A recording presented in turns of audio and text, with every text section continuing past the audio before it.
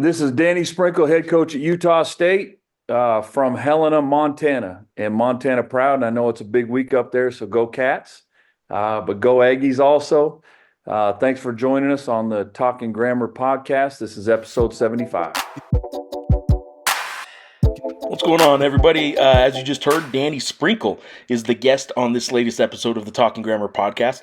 Glad to be back doing this podcast finally. Took a little over a month off. Haven't had one since just before Thanksgiving. So glad you are watching again. Glad you are listening again, and glad to be back doing these again. Hopefully, get back on the saddle and do an every Tuesday Talking Grammar podcast. This, as you just heard, is episode 75. This is a special guest with Danny Sprinkle, the Utah State head coach, as I record this on Monday. He is the coach of the number 16 ranked Utah State Aggies.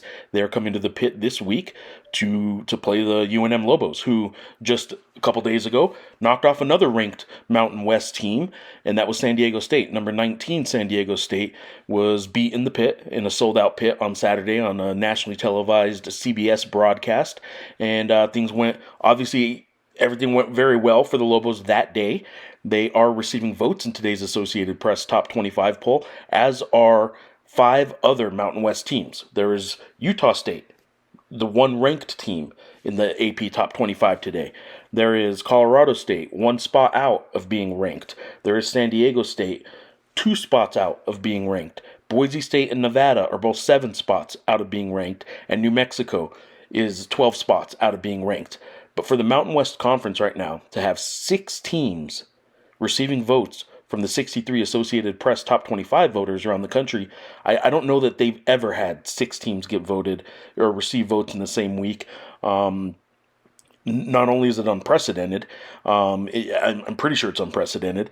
Not only is it unprecedented, it's a sign of respect for a league that actually has an outside chance to get 6 teams into the NCAA tournament based on current net rankings and KenPom rankings and all these rankings that go into the NCAA selection committee's process, while their criteria that goes into selecting teams for the NCAA tournament. Obviously, the Mountain West gets 1 team in with whoever wins the Mountain West tournament. So that's the automatic berth. But right now, they got 6 teams in the top 50 on KenPom.com and 6 teams top 50-ish range net right now. This is a conference that, as long as they don't get picked off by the bottom teams in the conference, we're talking the Fresno States, the Air Forces, maybe the San Jose States, the teams that don't have good metrics, Wyoming. As long as one of these good teams doesn't have a bad loss against one of those, and they just keep splitting against each other, just beating each other up and holding serve on their home court, which the Lobos have done so far at 9-0, then this could be the 3rd straight year that the Mountain West gets 4 teams into the tournament. Maybe 5 teams, maybe 6. I think 4 right now, though, is the bottom. I don't know that they will get 6. I don't think they will get 6, frankly, but they could. The math right now shows that 6 teams are in the conversation, if you will. And at the top of that list has been a remarkable story in Utah State and Danny Sprinkle. What he has done in his first year, he came over from Montana State. Actually played Richard Pitino's Lobos in Pitino's 4th game as a Lobo head coach 2 seasons ago. In the non-conference, Montana State came and played the Lobos in the pit, and it was a 1-possession game. It was a 3-point Lobos win. So Danny Sprinkle knows the pit. He actually played in the pit, he tells me in this interview, which I didn't know. He played in the pit as a player in the NCAA tournament one year, and he's also really good friends with former UNM Lobo assistant Eric Brown, who reunited with him at Utah State and joined his coaching staff this offseason. So there are now 2 former Lobos on this Utah State staff, that in Eric Brown, who spent 2 years under Pitino, and Andy Hill, who spent his first season with Richard Pitino and the Lobos, before going back to Montana State to work for Danny Sprinkle and then transferring over to Utah State this past offseason with him. And that's something Richard Pitino pointed out. And while he still really very much likes Eric Brown and very much likes Andy Hill, he has a message to the student section at the pit for Tuesday night's game. I haven't watched them. I mean, I know Coach Sprinkle's done a great job. I've got 2 assistants who left me to go there. So I make sure the student section just crushes Eric Brown and Andy Hill. Both, I love them both. They're great guys. And Danny Sprinkle's doing a great job. I haven't watched much of it, so we'll certainly enjoy this today and then turn the page tomorrow. All right, so there you go. That was Richard Pitino on Saturday afternoon after they had just got done beating number 19 San Diego State by 18 points in a sold-out pit. Great atmosphere for the Lobos, obviously. And Pitino, I'm sure, knows a lot more about Utah State than he was letting on Saturday. But coaches are very much of the one game at a time opinion. So right after a big win at San Diego State, he wasn't probably going to get into too much detail about what he knows and what he's expecting from Utah State. But he does have a lot of respect for them. I've talked with him throughout the season. And as Utah State's been on its run, for those that don't know and don't understand why Utah State is number 16 in the country right now and the only team that's being ranked out of the Mountain West, they are 16-1. They are 4-0 in the Mountain West Conference so far. That includes wins over Colorado State. That includes a win, controversial. We talked to Danny Sprinkle about the ending of Saturday's win at UNLV a little bit, but a road win at UNLV on Saturday. That's a place that the Lobos just lost on last Tuesday at UNLV. So, Utah State's been playing very well. Nation's longest active winning streak at 15 consecutive wins.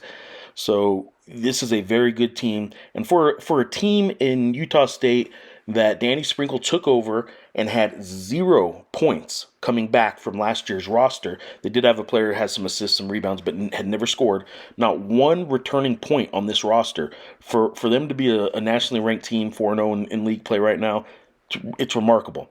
They are led by a really good Montana State transfer, followed Danny Sprinkle, point guard in Darius Brown second, and he is fantastic. He doesn't make mistakes.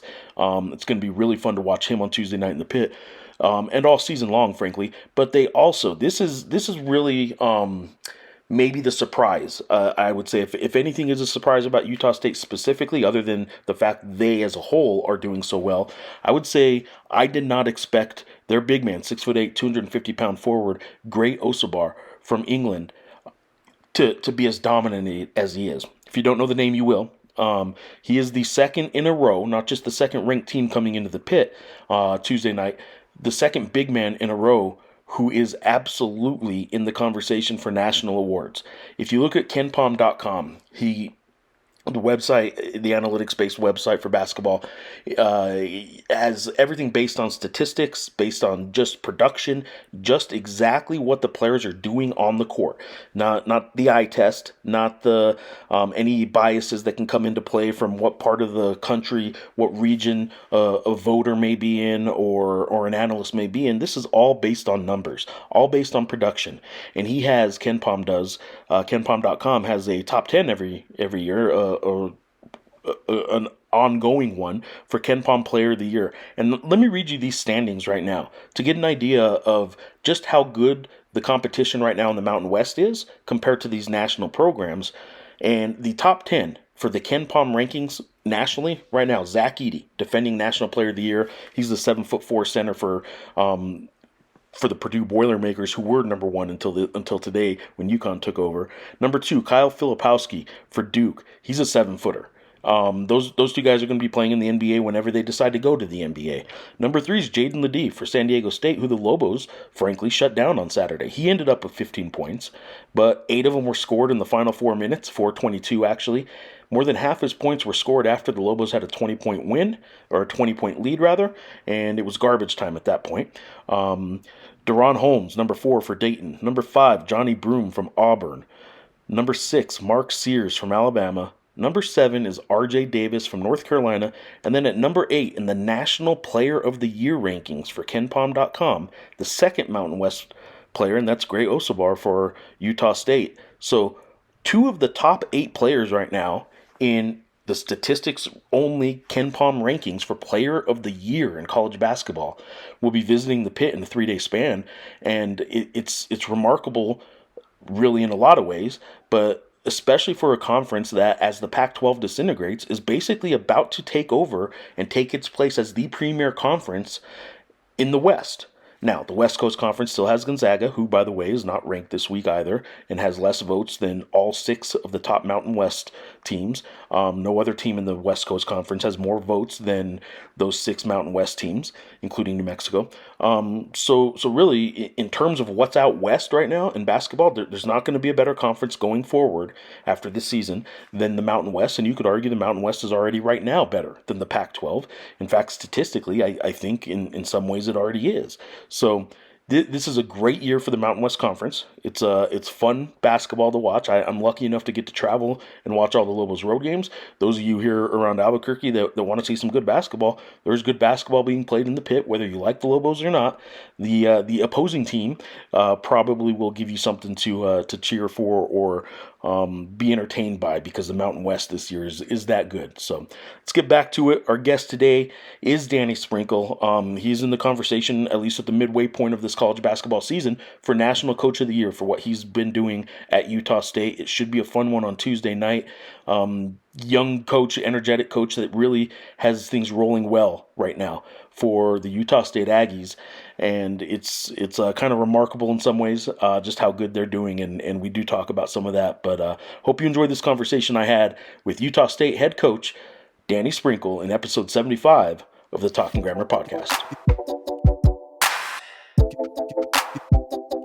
Perfect. Even got a little plug in for Montana. I like Montana State. Montana State. Let's be clear. And we're going to go ahead and get going here. I'm a New Mexico State graduate covering the Lobos, so I understand There you go. the importance of getting the state into the name, and so my Exactly. apologies there, Exactly. Montana State. Look, you've been asked this a ton already. I'm not going to belabor the how surprised are you kind of question, because I don't think a coach goes into this ever thinking what he's working on isn't going to work. You Yeah. hope it's going to work. And then when it works, you don't sit there and say, wow, I can't believe what I was doing is working. But I will ask you this, the success you've had and the program has had, how have you seen maybe the team and the people around the program maybe buy in a little more or evolve as the successes come? Sometimes you need that validation. Yeah. Yeah. The one thing, and even when I took the job at Utah State, I never worried about that. It's a rabid fan base, man. Like, they expect to do well. And regardless, they support you. They support your players, your program, and it's important to the Cache Valley community. And so I always knew how important it was. And, our fan base doesn't need to be validated. Like, we Yeah. know who we are, and you know, are they surprised? I don't think so, because that's what they expect here. And our players, we have an expectation and a standard that, that we want to play to. Does that mean we're going to win every game? No, but like there's certain things, from a competitiveness standpoint, toughness standpoint that I'm really pleased with, how the guys have, adapted to that. Now you are for a lot of the people watching this one are going to be Lobo fans. They're going to be welcoming you into the pit. You are familiar with the pit. You are familiar with Lobo basketball a little bit. You got a couple former assistants that Richard Pitino Yeah. the other night certainly recommended to the student section that you guys will be sitting next to. Give Eric Brown and Andy Hill a hard time. Yeah. He speaks highly of both of them. But let's start with the pit. What's your recollection of the pit? I love it. I mean, I played there, in the NCAA tournament when I was at Montana State my freshman year. We won the championship and we played Syracuse in the pit. And Okay. so the pit's always had like a special meaning to me, because of obviously it was, the one chance to play in the NCAA tournament. It was in the pit. I coached there as an assistant. I also took our team there, Coach Pitino's first year when I was at Montana State. The game came down to the last couple minutes. Yeah. But it's a terrific environment. And if I remember right, that was on like a Saturday afternoon or a Sunday afternoon, and there was still like 13,000 people there. Like, but that's what's awesome about the pit and our place, the Spectrum. Like that's college basketball, and I mean, I love competing against, the Lobos and that environment. It'll be rocking tomorrow night.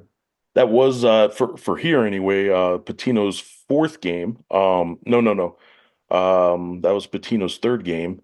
And yeah, you guys were 81-78 was the final there. Montana State came in November 20th, 2021 is when you brought your Montana State team into the pit. So you've coached here. I want to ask about Eric Brown and Andy Hill. Let's start with Andy Hill. What's your connection with Andy? Well, he's basically a Montana guy. He's from Yep. Spokane, but he spent, so many years at the University of Montana. There was he wanted to get back to Montana. There was obviously some things that happened that, so I was very fortunate to get him. He obviously loved his time, at New Mexico, and you know, loves Coach Pitino, the staff, and the university. But it was kind of, I got very lucky with the timing Yeah. and being able to hire him at Montana State. And he's a tremendous assistant coach. He one of the funniest guys in the world. I mean, I'm sure everybody that knew him in Albuquerque still loves him. They'll be razzing him tomorrow night, but he's been phenomenal for us. What about EB? He's the guy that I believe, if I'm not mistaken, you guys were roommates back in the day, huh? Yeah, we've always been tremendous friends. I lived on his couch my first year coaching. We coached together at Cal State Northridge, and I mean I was the director of ops. I got a meal card, and they paid for a little bit of a dorm room, I guess you could say. And but I spent most of the time on his couch with him and his roommates at the time, and so our relationship goes back, like I said, 23 years. He's one of my closest friends, and that's the only reason he came to Utah State. Yeah. If we weren't didn't have that bond, I mean, he would have never left there either. And he knew how good New Mexico was going to be this year, and so it was very hard for him to leave. Well, he certainly played a part in getting some of these guys here Yeah. that are going to give him a headache tomorrow night and give you a headache tomorrow night. Oh yeah. He was a big part of, I know, the recruiting process here. So they miss him, but I know when he left, he told me the same thing, that there weren't a whole lot of places he would have left what he was leaving for, and to work with you was one of them. So tip of the hat to you there that he left what was a pretty talented Lobo roster. I'm curious, when you look at the Lobos, what does an opposing scout, an opposing coach see in this Lobo roster that you can tell me the day before a game? Yeah, I'll tell you what, it's scary. The more film you watch, the scarier it gets. I mean, obviously, I've seen Jalen House play since he was in high school. Like I know how good he was AAU. Donovan Dent, when I was at Montana State, I think we were the first school to ever offer him a scholarship. And his coach Josh Giles is a great friend and runs a tremendous program at Corona Centennial. And then even playing against Mashburn, 2 years ago, and seeing the way they recruit. I mean, they recruit a BCS level. Like, I mean, they got an unbelievably athletic, talented team. And like I said, the more you watch them on film, you get a little more scared because it's like, oh man, there's not a lot of weaknesses. They're athletic, and then you throw the pit on top of that, and we're gonna have to play our best game on Tuesday night. Let's shift to your team. Your team is off to, I mean, you know the numbers, but 16-1, nation's longest winning streak right now at 15. Um, all those things are great, but from game to game, those things don't necessarily matter. How have you been able to keep them, I guess, from getting maybe caught up a little bit or maybe a little distracted in a winning streak that starts building and building and stuff like that? Yeah, we don't talk about it. We have not once talked about being ranked in the top 25. We haven't talked about the winning streak because, like you said, the pit doesn't care. The Lobos and Coach Pitino, they don't care that we have a winning. They don't, like, nobody cares. You have to keep getting better, and the only way people care is when you win that last game of the season. And so, we have a lot of work to do. We didn't play very clean. Mostly offensive or defensively against UNLV, and we have to get a lot better before tomorrow night at 8:30. I will ask. I probably wouldn't be doing my job if I didn't ask. The finish of that game was something I had never seen. I can't imagine you had seen it very often. Um, No. there's no reason to apologize for any kind of way some games happen or anything like that. But what was your perspective on a 5-point play in under 10 seconds to end a game like that. Yeah, I mean, we show situations to our team at least once a week from all around the country. I think sometimes it's better to coach your team from somebody else, Sure. whether they do something good or bad. So we always have like 10 clips a week from games all over the country. And you see how many games are lost by a team getting an offensive rebound when everybody's just watching, hoping the ball comes to them. And so like we coach our guys like, hey, in that situation, like you got to fly to the offensive boards. And their guy, like his intent was right, like to go box out. And I don't know if he kind of lost balance a little bit, but when you hit, I mean, great 6'8", 250. Yeah. He's not just going to drop to the floor.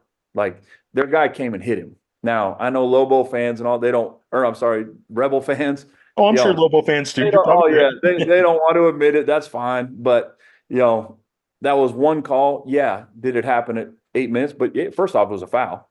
I don't care what you say, it was a foul. Because if we had done it, they'd be going crazy. Sure. And so, but there was lots of opportunities throughout the game. And I'll give credit to our guys. Like we made the plays. Okay. We made the 3-pointer. UNLV didn't make that 3-pointer for us. Great made the 2 free throws. Okay. In a pressure packed environment. They didn't make those free throws. We did. And so I want to give our guys credit.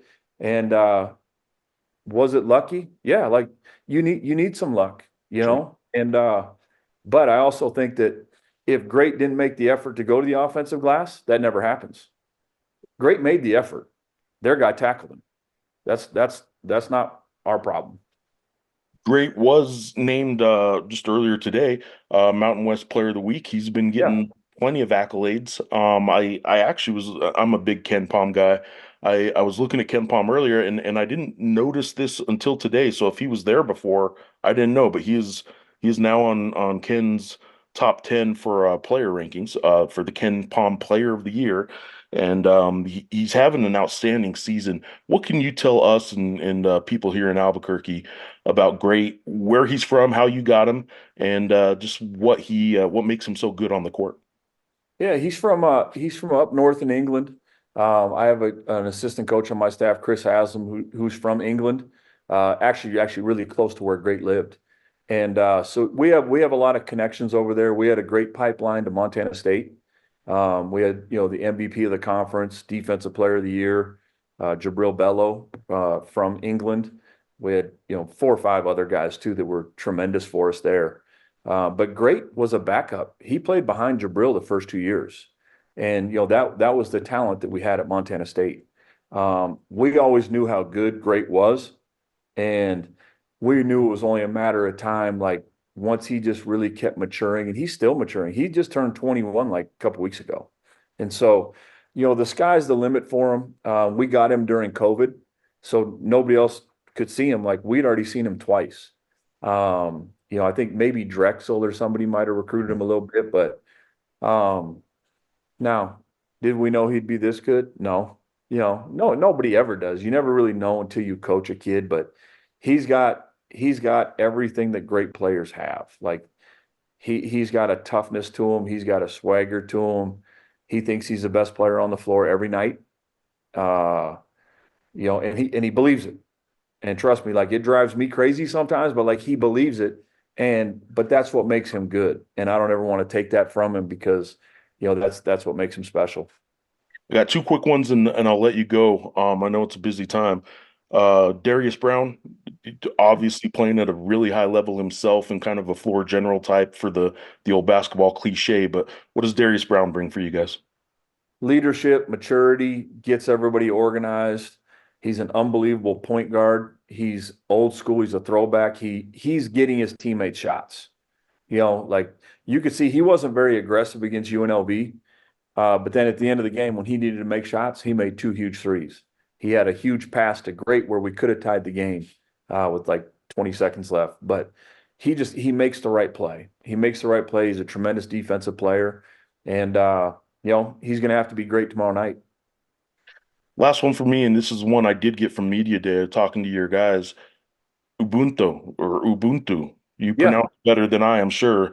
Um, I will tell you that word. I'm going to ask you where you got it from, where it comes from. But first, I want to tell you what Darius explained to me on what that means to him is I can't be all I can be unless he can be all he can be, meaning his teammates. And it's about uplifting one another to get the best out of yourself and the team. What is that word? What's its history, and why is that a word you guys break huddles with and sort of use as a team mantra? Yeah. Um, And how do you say it? it's Ubuntu. Okay. And that's what, it was actually, I was an assistant at Cal State Fullerton, and we had a very, very talented team, and we were trying to get them to come together. And I remember I was just YouTubing motivational videos, trying to find something that could spark our team. And it was the Boston Celtics, like in 2008 or 2009, when KG, they had all that talent, but they needed to like sacrifice and play for each other in order to win a championship. And that's what they did, but that was their motto. And so we brought that to Cal State Fullerton, and we ended up going to the NCAA tournament that year. And I'm not saying it's because of that. Like, we had some really good players, but it kind of got guys, I think, thinking like, it's not about me, it's about us. Like, I can't score if somebody doesn't throw me the ball. I can't get a rebound unless somebody misses a shot. And so everything in this game in basketball, you have to rely on your teammates. It's a team game. And we try to kind of facilitate that to even lead off the floor, like in the community and community cert, like everybody just be a good person. No, it's not all about you. And even if, like, great, he's getting a lot of accolades right now. Our team is getting patted on the back a lot. Okay, well, we don't win some of those games without those fans in the spectrum. It's not just us, like, it's everybody in the community that's supporting us. And once you realize that, that's when you can really start, being great and being excellent. Danny, I appreciate your time. I know it's a busy day. You got some travel ahead of you too, and a fun one in the coming up. I will sign off with this. I don't know if you're a coach that enjoys the wins at all, or just kind of moves on to the next one, but hopefully at some point you can enjoy what's been a remarkable start to the season and coaching career at Utah State. You guys have been doing great, so look forward to seeing you guys in person tomorrow night. You got it. Appreciate you having me. Thanks. Talk to you later. All right, well, there you have it. There was my conversation with Danny Sprinkle, the head coach of the Utah State Aggies, and I appreciate you guys for listening and getting back on board with the Talking Grammer podcast, the return after the holiday break of the Talking Grammer podcast. Hopefully, this will be back on the rotation every Tuesday. We're going to have a new interview with you. Could be an opposing coach. Hopefully, it'll be some Lobo players when they're available. Some Lobo assistant coaches and Richard Patino again at some point, I'm sure, too. And I also have talked to a few other people outside of Albuquerque, outside of the Mountain West Conference right now that have said they'd come on the show. So hopefully we'll get some regular rotation going back with this Talking Grammer podcast. Appreciate you for watching. Follow our coverage online. Every game we're blowing out as best we can the coverage of Lobo basketball this season, and that includes men's and women's teams. Ken Sickinger just is killing it again with his women's basketball team coverage in the abqjournal.com print edition and online. And hopefully you're following all our coverage, our high school coverage with James Yotis.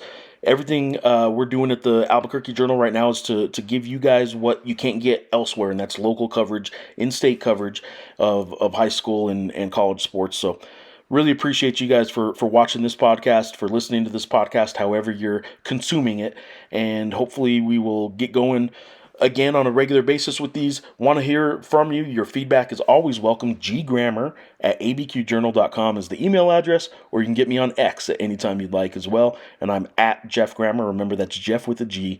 And again, thanks for tuning in. Thanks for listening or watching the Talking Grammer podcast, part of the Albuquerque Journal Podcast Network.